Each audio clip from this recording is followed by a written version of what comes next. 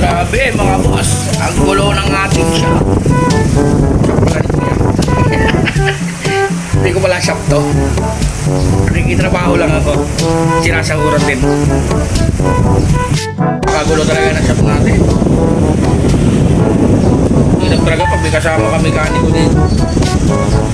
At nawawas, papakita ko sa inyo.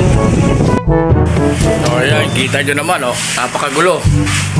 Wala naman sira yung motor na yun, ano lang, busina lang, pinasok pa. Oh, diba?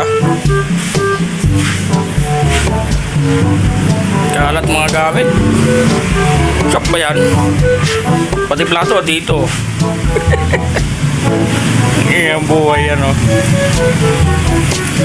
Kaya mahirap pag may kasama kami mekaniko sa shop eh. Di mo alam, sa pupwesto eh. Ito, tagal na to. Ayaw kasi bilang ng may-ari ng pyesa. Galing to doon sa kabilang shop. Lipat lang dito. Grabe. Buti na lang, wala customer. Gulo. Oh.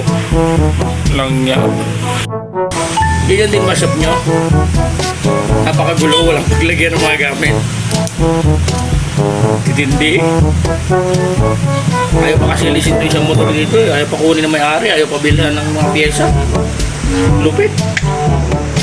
Kaya pag may tumating dito na malaking trabaho, hindi ka makakilo sa loob eh. Paano kung umulan?